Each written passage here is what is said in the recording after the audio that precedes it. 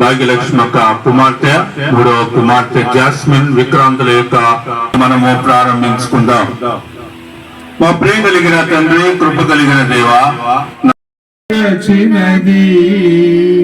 ఘనుడైన దేవుడు ఏర్పరచినది, ఒంటరిగా ఉండరాదని స్థిరపరచిన కార్యము, దేవుని నిర్ణయము, మనుషులకిది అసాధ్యము. ఈ జగతి కన్నా మునుపే ప్రభు చేసెను ఈ కార్యము, ఈ జగతి కన్నా మునుపే ప్రభు చేసెను ఈ కార్యము. ఈ ఇరువురి హృదయాలలో కలగాలి భావము, ఈ ఇరువురి హృదయాలలో కలగాలి.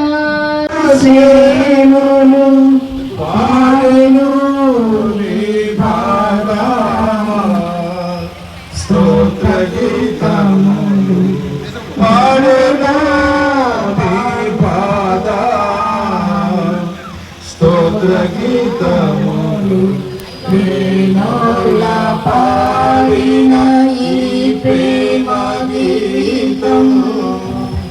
డంబముగా ప్రవర్తింపదు, అది ఉప్పొంగదు, అమర్యాదగా నడవదు, స్వప్రయోజనమును విచారించుకొనదు, త్వరగా కోపపడదు. దేవుని స్తోత్రం. ఆయన ఆశ్చర్యకరుడు, ఆలోచనకర్త, బలవంతుడైన దించుడగు కనుక మీరు బహుగా ఫలించుట వలన తండ్రి దేవుని ఆశీర్వాదాలు మరి ఈ బిడ్డల పట్ల, ఈ నూతన వధువులు, ఈ కుటుంబం, నూతన కుటుంబం పట్ల మరి మరి ఎక్కువగా మీరు ఆశీర్వదించబడి సాక్షులుగా దేవునికి భయంకరంగా జీవించాలని దేవుడు తన పరిశుద్ధ లేఖన భాగాన్ని దీవించి ఆశీర్వదించుగాక. ఆమేన్.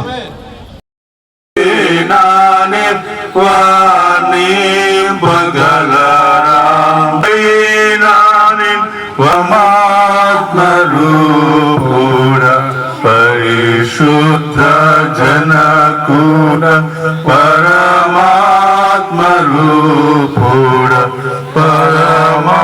ఈరోజు మనకు ఎంతో ఆనందకరమైనటువంటి రోజు. దేవుని కృపలో, ప్రేమలో, ప్రార్థనల మధ్య నేడు ఒక కొత్త జంట ప్రారంభమైంది. ఆ యొక్క జంట ఎదుట మనం చేరి ఉన్నాం. విక్రాంత్ గారు మరియు జాస్మిన్ గారు తమ వివాహ జీవితంలో అడుగుపెట్టిన ఈ శుభ సంతోషకరమైనటువంటి సందర్భంలో వారితో కలిసి ఆనందించడానికి మనందరం కూడా ఇక్కడ చేరి వచ్చి ఉన్నాం. ఆనందకరమైనటువంటి వెడ్డింగ్ రిసెప్షన్ కి మీ అందరికీ హృదయపూర్వకంగా స్వాగతాన్ని తెలియజేస్తా ఉన్నాను.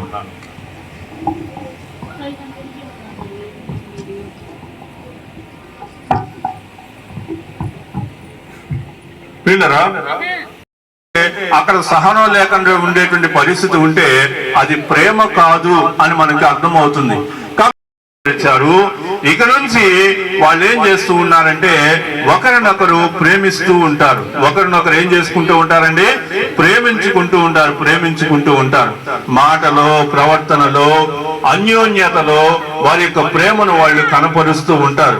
కాబట్టి ప్రియులారా గమనించండి, మనం చూస్తున్నటువంటి ఈ యొక్క మాటల్లో ఇంకొన్ని మాటలు మనం చదివితే, ప్రేమ మర్యాదగా అమర్యాదగా నడువదు, స్వప్రయోజనమును విచారించుకునదు.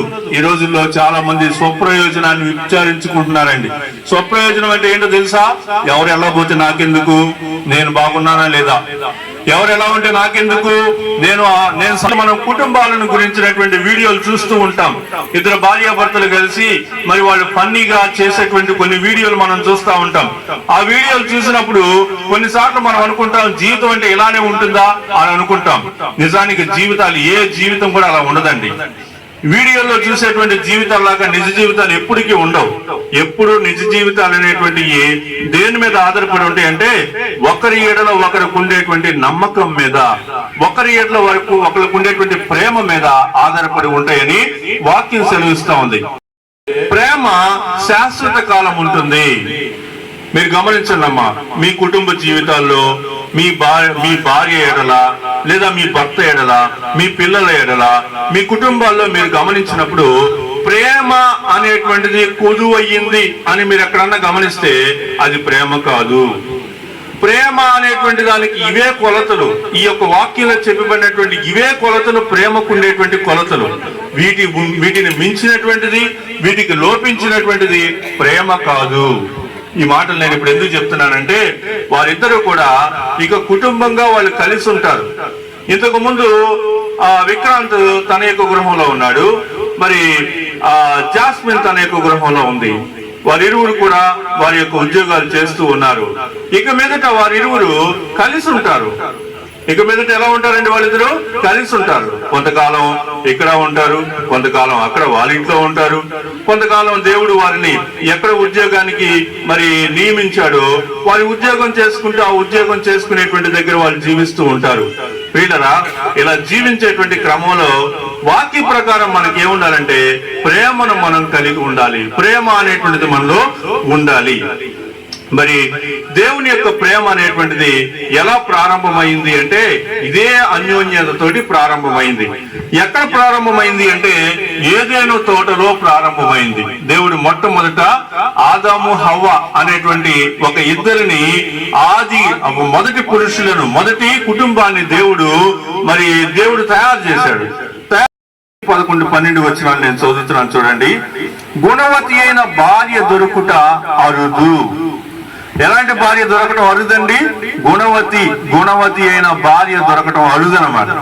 మరి మా జాస్మిన్ గుణవతి. ఎందుకని గుణవతి అని అంటున్నారు? నీకు తెలుసు అంటే ఇంట్లో ఉండే విషయాలు నీకెలా తెలుసు అంటే, ఇంట్లో ఉండే నాకు తెలియదు కానీ చర్చిలో జరిగినటువంటి విషయాలు నాకు తెలుసు.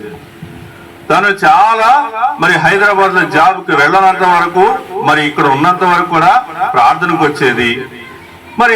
ప్రార్థనలో కార్యక్రమాలన్నింటిలో కూడా పాల్గొనేది. వీలైనంత వరకు తను రాగలిగినటువంటి ప్రార్థనలన్నిటి కూడా వచ్చేది. ఈ రోజుల్లో ఆడపిల్లలు ఎలా ఉంటారో తెలుసా అండి? వయసు వచ్చినటువంటి ఆడపిల్లలు అంతా తెలిసినట్టు, జీవితం అంతా అనుభవించేసినట్టు, అసలు తల్లిదండ్రుల మాట కూడా వినరాడు. వాళ్ళు వినకుండా వాళ్ళ సొంత పనులు వాళ్ళు చేసుకుంటా ఉంటారు. కానీ ఆ భాగ్యలక్ష్మక్కకు దేవుడు ఇచ్చినటువంటి 3 కుమార్తెలు కూడా ఆ మంచి మనస్తత్వం కలిగినటువంటి వారే. కాబట్టి ప్రియులారా, గుణవతి అయినటువంటి భార్య దొరుకుట అరుదు. అట్టిది ముత్యము కంటే అమూల్యమైనది. ముత్యము కంటే అమూల్యమైనటువంటిది గుణవతి అయినటువంటి భార్య. తర్వాత ఏమన్నాడంటే ఆమె పెనిమిటి ఆమె యందు నమ్మిక ఉంచును. ఇది ఈ రోజుల్లో మనకి కొదువయ్యేటువంటి విషయాలు. చాలా మంది ఈ పెళ్లి జరిగిన తర్వాత కౌన్సిలింగ్ వస్తా ఉంటారు అంటారు. చాలా మంది కుమార్తెలు చూడండి, చాలా మంది కుమార్తెలు పతివ్రత ధర్మమును అనుసరించి ఉన్నారు. చాలా మందికి పెళ్లిలైన ఆ పెళ్లిలైనటువంటి భార్యలందరూ కూడా ఏం చేస్తున్నారంటే పతివ్రత ధర్మాన్ని వాళ్ళు సరిగా చేస్తున్నారు. అయినా కానీ వారందరినీ నీవు మించిన దానవు అని ఆమె పెనిమిటి ఆమెను పొగుడును. కాబట్టి విక్రాంతిక నుంచి ఆ జాస్మిన్ ఏమని పొగుడుతూ ఉంటాడండి? ఏమని పొగుడుతూ ఉంటాడు? ఈ లోకంలో చాలా మంది భార్యలను నేను చూశాను, కానీ వాళ్ళకంటే కూడా నువ్వు చాలా గొప్పదానివి. అంటే ఇక పురుషుడి పని, భర్త పని ఏంటో తెలుసా? నీ పని పొగట్టమే పని. దోశ సరిగ్గా రాలేదనుకో, అబ్బా చాలా బాగుంది అని అనాలి. అర్థమైందా? పచ్చడి మంటగా ఉందనుకో, వావ్ చాలా స్వీట్ గా ఉంది అనాలి. అర్థమైందా? కాబట్టి ఇంకా తను బిర్యానీ చేస్తుందో లేకపోతే పలావ్ చేస్తుందో ఏం చేసినా గానీ నువ్వేం చేయాలి చెప్పండి? పొగడాలి అంతే. పొగట్టమే పని. ఓకే, కాబట్టి అలా పొగుడుతూ ఉంటే ఆ జీవితం అనేటువంటిది ఎప్పటికీ కూడా ప్రారంభమైంది. ఆ తర్వాత గుణవతి అయినటువంటి భార్య లక్షణాలు చెప్పాను, మంచి భర్త లక్షణాలు చెప్పాను. ఇలాంటి వారిని దేవుడు ఎలా దీవిస్తాడు అనే ఒక వచనం చదువుతాను చూడండి. 128వ కీర్తన 128వ కీర్తన 1 నుంచి 4 వరకు చదువుతా ఉన్నాను. యెహోవా యందు భయభక్తులు కలిగి ఆయన త్రోవల యందు నడుచు వారందరూ ధన్యులు. మరి దేవుని యొక్క త్రోవలో నడవడానికి ఇష్టపడినటువంటి మరి విక్రాంత్, తర్వాత విక్రాంత్, జాస్మిన్లను బట్టి నేను దేవుని నామాన్ని మహింపరుస్తూ ఉన్నాను. వారి యొక్క జీవితంలో భర్త అనేది ఒక ఘట్టం, మ్యారేజ్ అనేది ఒక ఘట్టం, తర్వాత నెక్స్ట్ పిల్లలు పుట్టిన తర్వాత వాళ్ళని పెద్దోళ్ళని చేసి వాళ్ళకి వివాహాలు చేయడం ఒక ఘట్టం, మరణం అనేది ఒక ఘట్టం. ఈ యొక్క ప్రధానమైనటువంటి ఘట్టాలను మనం చూసినప్పుడు వివాహం అనేటువంటి ఘట్టంలో కొంతమంది దేవుణ్ణే జ్ఞాపకం తెచ్చుకోరండి. వాళ్ళు ఇంకా ఏవేవో హడావిడి చేస్తూ ఉంటారు, మంచి డెకరేషన్ అని అది ఇది అని చాలా చేస్తుంటారు, కానీ దేవుణ్ణి జ్ఞాపకం తెచ్చుకోరు. కానీ మరి ఈ యొక్క వివాహంలో మనం పూర్తిగా దేవుని యొక్క కార్యాలు చూస్తూ వచ్చాము. అదేవిధంగా రిసెప్షన్ లో కూడా మరి వాళ్ళు చాలా భక్తిగా దేవుని యొక్క నిశ్చయముగా నీవు నీ చేతుల కష్టార్జితమును అనుభవించదవు, నీవు ధన్యుడవు, నీకు మేలు కలుగును, నీ లోగిట నీ భార్య ఫలించు ద్రాక్ష వలి వలె ఉండును, నీ భోజనపు బల్ల చుట్టూ నీ పిల్లలు ఒలివ ముక్క వలె నుందురు, యెహోవా యందు భయభక్తులు గలవారు ఈ విధంగా ఆశీర్వదింపబడుదురు. దేవుడు ఉన్నాం. రాజరక్షక నాయన యేసయ్య, ఈ దినము ప్రభువా నాయన మరి వెడ్డింగ్ రిసెప్షన్ లో మేమందరం చేరువచ్చి ఉండగా కొన్ని నిమిషాలు మరి వాక్యాన్ని బోధించడానికి నాకు ఇచ్చినటువంటి కృపకై వందనాలు. ఈ సమయంలో నిదాసుడు ఎబెనెజర్ గారు ప్రభువా నాయన, సుబ్బారావు గారు ప్రభువా నాయన ఈ వాక్యాన్ని అందించబోతూ ఉండగా మీ కృప చూపి ఆ వాక్యం వలన ప్రభువా కత్తితో పొడిసినట్టుంటాయి ఏ విషయం చెప్పినా కూడా. ఎందుకంటే ఒక పురుషుడు ఒక స్త్రీతోటి తన అందంతో ఒక 6 నెలలు లేదా 1 సంవత్సరం కాపురం చేయొచ్చు. అందంతో పురుషుడు ఒక 6 లేదా సంవత్సరం కాలము కాపురం చేయొచ్చు, కానీ జీవితాంతం చేసేది తన గుణగణాలతోటి. తన గుణగణాలనేవి తన మాటల ద్వారానే, మృదువైన మాటలతోటే ఆమె పురుషుడి హృదయాన్ని సంపాదించుకుంటుంది. మన బైబిల్లో చూస్తే పరిశుద్ధ గ్రంథంలో పేతురు రాసిన పత్రిక 3:6 చూస్తే అక్కడ శారా అబ్రహాంని ఏమని పిలుస్తుంది? నా యజమానుడా. చూడండి ఎంత అద్భుతంగా. ఇప్పుడు ఎవరైనా పిలుస్తున్నారా? ఇప్పుడు అన్ని తెలుసుకోవాలనే విషయాల గురించి చాలా చక్కగా చెప్పారు. మరి ఈ సమయంలో వాళ్ళు దండలు మార్చుకునేటువంటి సమయంలోనికి వచ్చారు. మరి వాళ్ళు దండలు మార్చుకొని వాళ్ళ యొక్క ఆహ్వానాన్ని ఈ కుటుంబంలో మరి జాస్మిన్, విక్రాంత్ ఇద్దరు కలిసి ఉండేటువంటి దానికి మరి ఇరువురు కూడా మరి వారి యొక్క ఆత్మీయమైనటువంటి గౌరవ ఆహ్వానాన్ని వాళ్ళు దండలు వేసుకుని విక్రాంత్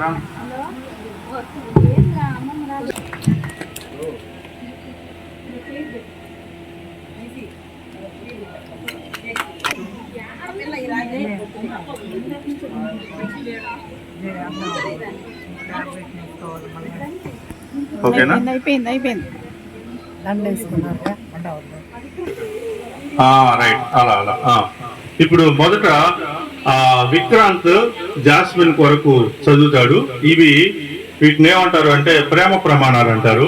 ఇవి వివాహ ప్రమాణాలు కాదు, ప్రేమ ప్రమాణాలు. పరమగీతాన్ని అనుసరించి తయారు చేసినటువంటి ప్రేమ ప్రమాణాలు. వారు ఒకరికొకరు ప్రమాణాలు చెప్పిన తర్వాత మనం కేక్ కటింగ్ లోకి నా ప్రియమైన జాస్మిన్ నా ప్రియురాలు, నేను ఆమె వాడను. ఈరోజు దేవుని సన్నిధిలో నిన్ను నా జీవిత సహచరిగా స్వీకరించుతున్నాను. నీ సంతోషంలో నీతో ఆనందిస్తాను, నీ కన్నీటిలో నీ బలంలో నిన్ను ప్రోత్సహిస్తాను, నీ బలహీనతలో నిన్ను విడిచిపెట్టను.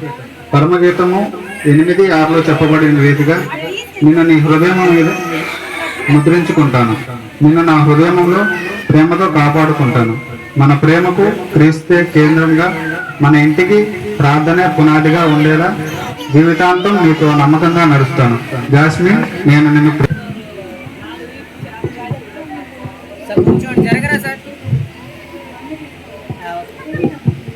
నా ప్రియమైన విక్రాంత్ నా ప్రియుడా, నేను అతని దానను. ఈరోజు దేవుని సన్నిధిలో నిన్ను నా జీవిత సహచరుడుగా స్వీకరిస్తున్నాను. నీ ఆనందంలో నీతో ఆనందిస్తాను. నీ కన్నీటిలో నీతో తోడుగా ఉంటాను. నీ విజయములలో నిన్ను ప్రోత్సహిస్తాను. నీ కష్టాలలో నీ చెయ్యి విడిచిపెట్టను. మన మధ్య అపార్థాలు వచ్చిన ప్రేమతో మాట్లాడి క్షమించుకొని ముందుకు సాగుతాను. మన ప్రేమకు క్రీస్తే కేంద్రముగా ఉండేలా, మన కుటుంబం దేవుని ఆశీర్వాదంగా ఉండేలా నా జీవితాంతము నీతో నమ్మకంగా నడుస్తాను. విక్రాంత్, నేను నిన్ను ప్రేమిస్తున్నాను. బాగుంది కదా?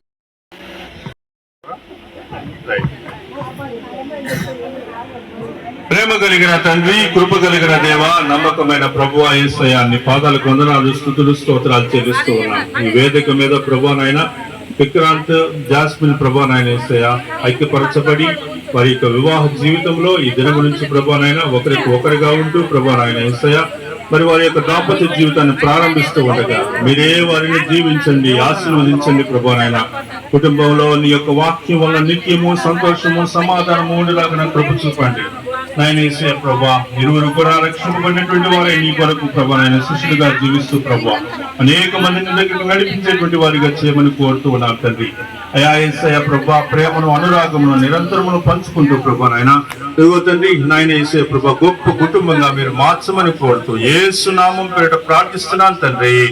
ఆమేన్, ఆమేన్, ఆమేన్. జాస్మిన్ విక్రాంతులకును అదేవిధంగా చేరవచ్చినటువంటి కుటుంబ సభ్యులు, బంధువులు, మిత్రులు అందరికీ కూడా ఈ సమృద్ధి నిరంతరము నడిపించును గాక. మా చెల్లి జాస్మిన్ అండ్ మా మరిది విక్రాంత్ గారి రిసెప్షన్కి ఇన్వైట్ చేసినందుకు మీరు వచ్చిన మీరందరికీ ప్రభువైన యేసుక్రీస్తు నామములో వందనాలు.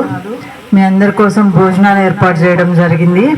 సో అందరూ ఇందులో పాల్గొని జాస్మిన్, విక్రాంత్ని దీవించాలని హృదయపూర్వకంగా కోరుకుంటున్నాం. అందరికీ నాకు థ్యాంక్స్.